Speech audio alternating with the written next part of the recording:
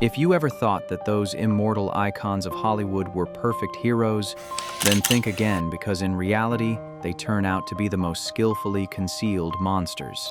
They appear in classic films, receive endless rounds of applause, walk the red carpet as the very embodiment of beauty, justice, and an enviable life. But behind the lights, everything does not run on pure glamour.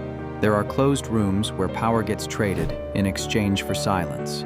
There are parties where age never gets asked about and moral boundaries get treated as something open to negotiation. There are threats written into contracts, handshakes that make crimes disappear, and people who get crushed just to keep the perfect image from showing even the slightest crack. In this video, we will go through and peel back layer by layer 10 famous faces and head straight into the truth lying behind the cloak of entertainment. If you are ready to face it, then stay until the very end of the video. And after that, ask yourself one question. Just how many legends in our memories have actually never deserved to be loved at all? 1. Greta Garbo, the mystery behind the ageless face. I want to be alone. We want to be alone. But one day I shall find myself alone. That line has been repeated thousands of times, printed on t-shirts, posters, and treated as the personal manifesto of Greta Garbo. A cold, proud goddess who needed no one. But very few people ever asked if she was truly happy with her solitude. Then why did she have to say it so loudly? Hollywood in the 1920s to 1930s was a machine that crushed people. It created idols while at the same time controlling their every breath. And Garbo, with her sharp intuition, understood that the less she said, the longer she would survive. The image of the silent goddess was born from that moment. No scandals, no shocking statements, no explanations.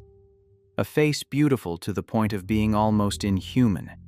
A gaze both distant and inviting, and an invisible wall between her and the world. The public loved Garbo for that mystery. The studio loved it too, because mystery sold tickets. But behind that curtain of silence lay a far more complicated emotional life than Hollywood could ever allow to be made public. Garbo had passionate relationships with men, most notably John Gilbert, the man who loved her so deeply that he fell apart when she refused marriage. But alongside that, Garbo also had profound relationships with women, especially Marlene Dietrich. The looks, the letters, the trips together that needed no explanation. In an era when bisexuality was not a symbol of liberation, but a career death sentence, every genuine feeling Garbo had to be hidden like a crime. Hollywood knew, the studio knew, but they chose silence as long as Garbo kept bringing in profits. Rumors began to spread. Garbo loved both men and women. Garbo had an unconventional sex life. Garbo could not be controlled. And to preserve that perfect image, Garbo had to sacrifice herself. No in-depth interviews, no marriage, no admissions, no denials. Every day of living became a day of playing the role of Greta Garbo in real life. Then other stories emerged, murkier, more dangerous. Rumors that Garbo had connections to intelligence activities during World War II, that she knew powerful figures, that her secrecy was not just personality, but also strategy. There is no solid proof, but in Hollywood, a rumor alone is enough to destroy everything. And once again, Garbo chose the old way: withdrawal. No rebuttals, no justifications. Silence, as if turning herself into a ghost before others could do it to her. But the price was isolation. Garbo gradually drifted away from the film world, turning down roles even when she was still in demand. When she left Hollywood at her peak, the public called it legendary. But for Garbo, it was exhaustion. She moved to New York, living a life so reclusive that neighbors for years did not know who she was. Solitary walks, closed rooms, relationships that slowly faded over time. The silence that once protected her now became her prison. Greta Garbo died in 1990 alone. No family, no children, no emotional will left for the public. People continued to honor her as a symbol of independence, but very few ever mentioned the fear that forced her to be independent in that way. The power of the studio, of public opinion, of an era that did not allow people to live true to themselves. And when we look back, we realize Greta Garbo did not disappear because the glamour ran out. She disappeared because she understood exactly the price she would have to pay if she stayed. To John Wayne, cowboy hero or bigot. John Wayne appeared on screen as the perfect definition of the American hero. Tall, deep, gravelly voice, walk steady, as if nailed to the ground. In the searchers in dozens of other westerns, he was the man who brought order, justice, and the belief that good would ultimately triumph. Audiences grew up with that image, believed in it, and carried it across generations. But John Wayne in real life was not just a role. He was a real person, with real beliefs and statements recorded so clearly that they cannot be denied. In 1971, in an interview with Playboy, John Wayne openly supported white supremacist ideas, declaring that white people had the right to lead until people of color were mature enough. That was not a slip of the tongue in a moment of impulse. It was a viewpoint he held his entire life. Wayne also bluntly expressed prejudice against gay people, viewing them as a threat to society. In the Hollywood context of that time, statements like that did not cost him his job. On the contrary, they were overlooked because he was too important, too valuable. Wayne did not only talk, he acted. He was a strong supporter of blacklisting artists suspected of communist sympathies, helping push many people into losing their careers, even being erased from the industry. Meanwhile, he himself avoided serving in World War II by using deferment reasons, even though later he starred in numerous war films and was celebrated as a patriotic symbol. John Wayne lived in comfortable splendor because the system nurtured him, gave him power, and used that very power to reinforce ideas that harmed others. The consequences only arrived many decades later when the world had changed. Old interviews were dug up, and audiences began to look directly at the words instead of just the roles. John Wayne became a controversial name. The monument was questioned. The legacy was re-examined. Some called it cancel culture, but in truth it was simply the first time his words were no longer shielded by the power of the era. Even so, John Wayne's legacy still endures. His films are still shown. His image is still printed on posters. And that very fact raises a question more frightening than anything else: have we loved an image, or have we accepted overlooking the real person behind it for far too long? 3. Fred Astaire. Perfect dance steps, imperfect life. He was perfect on the dance floor, but off stage he wasn't as pleasant as people think. A half-joking, half-serious remark from someone who once worked with Fred Astaire said far more than hundreds of words of praise ever could. On screen, Astaire was pure magic. He did not just dance, he drew others in, feet so light they seemed to barely touch the ground, movements so fluid that audiences forgot this was a human body and not an illusion. Paired with Ginger Rogers, he created some of the most romantic moments in film history. The public believed they were made for each other, that their chemistry was natural, pure, untouched by any shadow. But behind the lights, the relationship between Astaire and Rogers was far from the smooth harmony of the dances they performed. Rumors surfaced about jealousy control, about Astaire being unable to tolerate Ginger Rogers receiving praise equal to his, or sometimes even more. Ginger Rogers once said she had to dance backward in high heels while Astaire danced forward in flat shoes. The comment sounds like a humorous anecdote, but it also serves as the perfect metaphor for the power dynamic on set. Astaire was allowed to demand. Others had to adapt. Astaire was also described by crew members as a perfectionist to the point of obsession. He would rehearse a single move dozens, hundreds of times, then demand his co-stars reach the same standard he set for himself. For Astaire, that was art. For those around him, it was crushing pressure. Astaire's personal life was no less complicated. His later marriage to Robin Smith stunned the public. When they wed, Astaire was 81 years old and Robin was just 36. The age gap sparked endless controversy. Some called it love. Others called it an undeniable imbalance of power, but Astaire never explained. He rarely answered anything about his private life. The result of all this was not collapse. Fred Astaire was not exposed in the same way as others. His legacy remains almost entirely intact, celebrated, taught, regarded as the pinnacle of performing art. But running alongside that admiration are the whispers that never stop about an oversized ego coldness and the way artistic power can force others to suffer in silence. Fred Astaire was not a monster. He stands as proof of a more subtle form of abuse where perfection becomes a tool and power on the set hides behind the name of art. 4. Marlene Dietrich, the seductive queen with war secrets.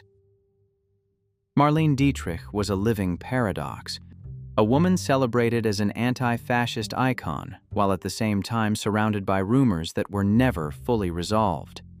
She stood with the Allies, openly opposed the Nazis, but was everything truly as straightforward as the propaganda posters suggested. Dietrich was born in Berlin and grew up in a society full of discipline and repression. From an early age, she learned to use her appearance and intelligence as weapons. When she arrived in Hollywood, Dietrich brought not only her husky, seductive voice, but also a rare sexual freedom for a woman of her time. She wore suits, smoked, stared straight into the camera with a challenging gaze. Femme fatale was not a role for Dietrich. It was an identity she controlled completely. Dietrich was open and unashamed about her attraction to both men and women. Relationships with powerful figures from artists to politicians became part of the legend surrounding her. Names like Greta Garbo or John F. Kennedy appeared in rumors, in memoirs, and in letters that were never fully released. For Dietrich, sex was never just emotion. It was power, a way to survive in a world dominated by men. Her private life was far from the glamorous image the public saw. Dietrich's mother was a strict, controlling figure whose influence deeply shaped her psychology. With her own daughter, Dietrich repeated that same cycle. Accounts of coldness, imposition, even emotional harm grew more frequent. Alongside that came dependence on alcohol and pills, things that helped Dietrich maintain her untouchable appearance, while everything inside slowly decayed. During World War II, Dietrich refused to return to Nazi Germany, and instead performed for Allied troops, becoming a propaganda symbol against Hitler. But right there, doubts began to emerge. Some said she was being watched. Others whispered that she maintained shadowy connections to intelligence networks. There is no concrete evidence of betrayal, but there is also no complete transparency. After the war, Dietrich's homeland turned its back on her. In Germany, she was seen as a traitor. In Hollywood, she was a legend, but also a woman who was never fully understood. Dietrich's legacy therefore became complicated at once, a symbol of liberation, and at the same time proof of how power, sex, and war intertwined so deeply that clear boundaries no longer existed. 5. Charlie Chaplin, the funny tramp with serious crimes. The man who made the whole world laugh but made far too many women cry, that is the question that always lingers around the name Charlie Chaplin. With the bowler hat, the cane, and the waddling walk, Chaplin became humanity's icon of innocence and compassion. But behind that lovable tramp character stood a complex human being full of contradictions and carrying more than a few shadows. Chaplin grew up in poverty in London. His childhood was marked by his mother's stays in mental hospitals, days of wandering, and the constant fear of abandonment. So when he arrived in Hollywood, Chaplin did not just find success, he seized power. In the era of silent films, Chaplin was king. He wrote, directed, starred, and controlled every single frame. And when that power went unchecked by anyone else, it began to spill over into his personal life. Chaplin's marriages were always controversial. He repeatedly married very young girls, many only 16 to 18 years old, while he himself was already in his 30s or 40s. The stated reason was always love. But the repeating pattern made the public impossible to ignore. Those marriages quickly fell apart, leaving behind accusations of control, psychological manipulation, and emotional abuse. One ex-wife bitterly remarked, "He loved the innocence but could not stand it once it started to grow up." Then came the paternity lawsuits that shattered Chaplin's image in the eyes of the American public. The press no longer called him a comedic genius. Instead, they branded him a degenerate hiding behind art. Political scandals soon erupted. As America entered its frenzied anti-communist period, Chaplin, who had never become a U.S. citizen, held left-leaning political views that made him an ideal target. The government did not need to prove he had committed any criminal act. They only needed to make him undesirable. In 1952, while Chaplin was en route to Europe, the United States revoked his re-entry visa. No trial, no formal conviction, just a door slammed shut. Chaplin was exiled from the country that had built his fame.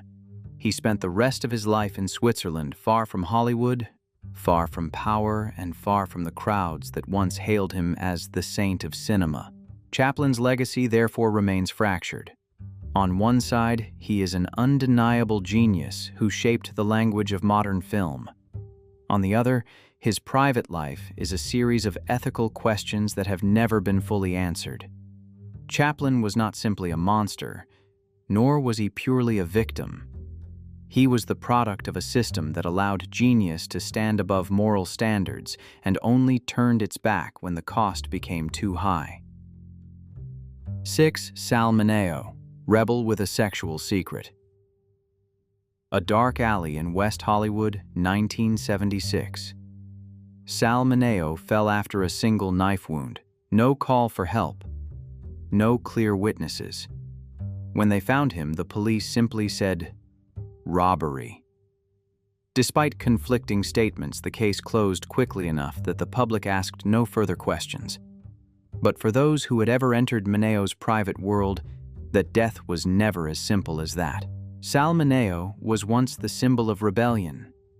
Plato in Rebel Without a Cause was not just a role, it was a raw, lonely soul craving love in a world that had no place for it. Plato's eyes made an entire generation of American youth see themselves lost, abandoned, and quietly furious.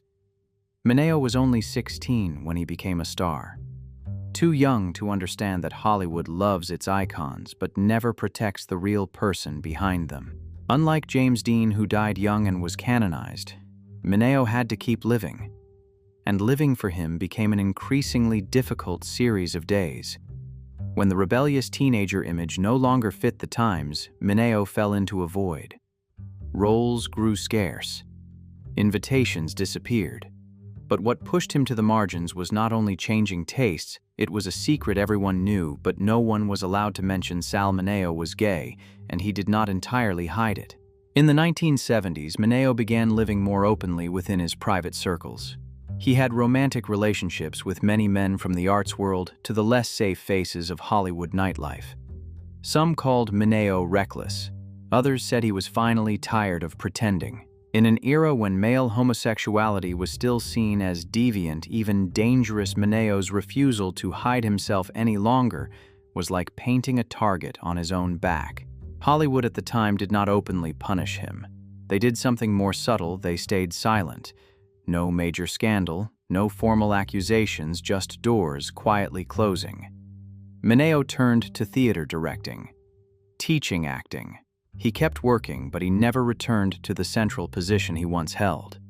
A friend recalled Mineo saying in a drunken moment, "I didn't die on screen, but I'm not really living in it anymore either." Then the death happened for real, but the rumors never stopped. Some said Mineo was killed because of a relationship with the wrong person. Others whispered about the underground gay world of Hollywood where violence, money, and cover-ups intertwined. There were even conspiracy theories claiming Mineo knew too much, mingled too widely, and became a risk to a system that did not want to be exposed. None of those theories have solid proof, but nothing fully convinces people that the random robbery story is the whole truth. A star once known across America died quietly in the shadows, sent off with only a few short lines in the papers. Sal Mineo's legacy remains trapped between two images. Plato, the symbol of youthful rebellion, and a man crushed by society's fear of difference. Mineo's death was not just a personal tragedy. It reflected an era when being gay was not only stigmatized, but erased from the official story. When open existence was impossible, everything had to live in the dark, and the truth could easily be buried. 7. Steve McQueen, king of cool with a dark temper. Steve McQueen did not need to try to be cool. He stepped into the frame as if he had been born to belong there. Cold eyes, defiant, walk few words but full of menace. McQueen was the perfect anti-hero of post-war Hollywood, a man who followed no rules, needed no one's affection, only demanded respect. But McQueen's childhood was anything but peaceful. Growing up in poverty, drifting through reform schools, he learned that violence was the fastest way to survive. When he found an escape through acting, McQueen carried all that anger onto the screen. The difference from his roles was that in real life, there was no script to end things at the right moment. The women who married Steve McQueen described a man completely different from his public image. Extreme jealousy, fights, threats with guns. McQueen did not control only through fear. He controlled through power. He was the star. He made the money. And the system once again chose to look the other way. Alongside that came addiction, alcohol, stimulants, endless parties. There were accounts claiming McQueen had once been involved in sensitive service rings and small-scale arms dealing in his youth while drifting. Not everything was proven, but the image of a man living on the edge of the law was nothing unfamiliar to those who had known him for a long time. The result of all this was a legacy tinged with gray. Steve McQueen remains an icon. His films are still praised. His style is still imitated. But every time McQueen is mentioned, the question arises again, what exactly are we celebrating, artistic rebellion, or a man who let violence spill over onto those closest to him? McQueen's story closes a chapter on men who were given too much power too soon in a system that lacked the courage to say, stop. 8. Jerry Lee Lewis, killer on stage and in life. Everything collapsed in just one moment. A seemingly harmless press conference, a casual question, and then a kiss given to the 13-year-old girl standing beside him. Not on stage. Not in the middle of a frenzied rock and roll song, but right in front of international press cameras. Jerry Lee Lewis smiled as if he did not understand why the entire room suddenly went dead silent. Before that moment, Jerry Lee Lewis was the embodiment of primal rock and roll. He did not just play the piano, he attacked it. Keys were slammed, kicked set ablaze with the wild energy of a man who knew no fear. Great balls of fire whole, lot of shaking going on were not just hits, they were declarations. Lewis was called the Killer because of the way he destroyed every rule of performance. But that nickname later on carried a much colder meaning. The scandal erupted when the press discovered that the wife traveling with Jerry Lee Lewis on his European tour was Myra Gale Brown, his 13-year-old cousin. This was not only shocking, it was also bigamy because Lewis had not yet divorced his previous wife. In front of the public, he acted innocent, sometimes even defiant. In America, this is no big deal, he said lightly. But the world did not agree. Shows were canceled. Radio stations turned their backs. And within weeks, Jerry Lee Lewis's career fell straight from the top into the abyss. But that was not the only dark point. He was heavily addicted to alcohol-used stimulants, and once even shot his own bass player during a scuffle. For Jerry Lee Lewis, violence was not an incident. It was his rhythm of life, a part of who he was, just like the music. At times he himself admitted, "I don't know how to live any other way." Many of his later wives spoke of beatings, uncontrollable rages, terrifying threats when he was not sober, and then there were the deaths that followed Jerry Lee Lewis like ghosts. Lewis had 2 wives who died by drowning in suspicious circumstances, leaving the public to keep asking questions. Although no legal conclusions ever charged him when combined with his previous decadent lifestyle, the suspicion from the public never fully disappeared. The result was that Lewis's career was frozen for many years. Rock and roll moved forward, leaving him behind in the past. But then, like someone who refused to die, Jerry Lee Lewis came back. No longer the idol of youth, but a distorted legend. The public no longer loved him unconditionally, but they remained curious, still drawn to that talented yet terrifying man. Jerry Lee Lewis's story is the classic tragedy of rock and roll where genius and self-destruction become one. But deeper than that, it stands as proof of just how much the entertainment system once tolerated issues involving the safety and healthy development of minors and violence as long as the money kept flowing. 9. Errol Flynn, swashbuckling. Hero or abuser? Errol Flynn did not step into Hollywood with any hesitation. He charged straight into it exactly the way he lived his entire life. From a mischievous boy who constantly got into trouble in Australia, Flynn grew up with an unchecked spirit of adventure. He sailed the seas, wandered, lived as if tomorrow did not exist. And it was precisely that wild energy that captivated Hollywood. On screen, Flynn was the perfect Robin Hood, agile, charming, with a mischievous smile, swinging his sword like it was all just a game. Audiences did not merely watch Flynn perform. They were swept into a lifestyle, an illusion of absolute freedom. But in real life, Flynn's freedom had no moral boundaries, and that soon led to disaster. In 1942, Errol Flynn was accused of statutory rape involving two 17-year-old girls. The case shocked Hollywood. The press jumped in. The public divided. Flynn insisted he was innocent, and in the end, he was acquitted. But things could never go back to the way they were. The details from the trial, the testimonies, the exposed wild parties revealed a lifestyle that until then had only existed in rumors. Flynn also made no secret of his alcohol and drug addiction. He drank as if to escape himself, and along with that came marriages filled with violence. His wives were beaten, insulted, forced into the role of enduring an uncontrollable genius. Then came the explosive lawsuit involving shocking recorded evidence that Flynn could no longer deny. The tolerance Hollywood once extended to Flynn began to crack. As if that were not enough, life kept dealing him difficult cards, with new rumors continuing to follow Flynn, especially from the time he spent in New Guinea. People whispered about relationships with minors, about behaviors that were never fully investigated. There was no official conclusion. Only one thing was clear: the Robin Hood image was no longer strong enough to hide the real man. Errol Flynn's career plummeted. Roles became fewer. Money ran dry. His health was destroyed by alcohol and drugs. When he died, Flynn was no longer the adventurous hero. He was an exhausted man who passed away in poverty and solitude. A stark ending for a life once celebrated as freedom. Flynn's story shows how thin the line can be when power, fame, and indulgence go unchecked. They easily slide into abuse. 10. Gary Cooper, the charming smile, hiding violence.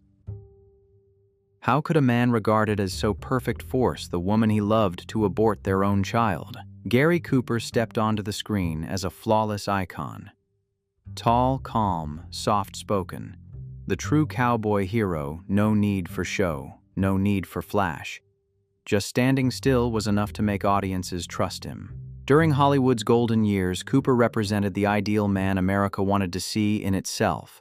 Strong yet kind, masculine yet principled. His smile was never overly bright. It was gentle, making people feel safe. In real life, Gary Cooper was built with a similar image. A discreet star, no major scandals, no noise. But that silence was not always a sign of purity. Behind the upright cowboy image lay a complicated emotional life that stretched over many years and was quietly shielded by Hollywood. Cooper had countless extramarital affairs with young actresses, women often decades younger than him. Among them, the relationship with Patricia Neal was the most painful. When they met, Neal was 21 years old. Cooper was 47, already married, and already an untouchable icon. For Neal, he was lover idol and the emotional center of an entire phase of her youth. But inside that relationship was far from the secret romantic affair Hollywood painted it to be. It was a glaring power imbalance. When Patricia Neal became pregnant, Cooper's reaction was not joy and certainly not responsibility. Instead, he immediately arranged for her to have an abortion. And of course, there was no painful conversation between two equal adults grieving the loss of their child. It was a decision made by the one with more power, more fame, and better protection. What happened afterward was even darker. Patricia Neal later recounted that Cooper did not only cause emotional harm, he also displayed violent behavior, beatings, fits of rage, moments that made her realize the man millions of audiences adored was in real life nothing like the gentle smile on screen.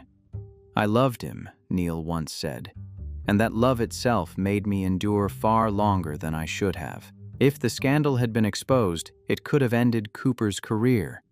But it never happened. The studio intervened, and the story was buried. Patricia Neal was left wounded, while Gary Cooper continued playing upright. Men continued winning awards, continued being praised as the moral icon of classic Hollywood.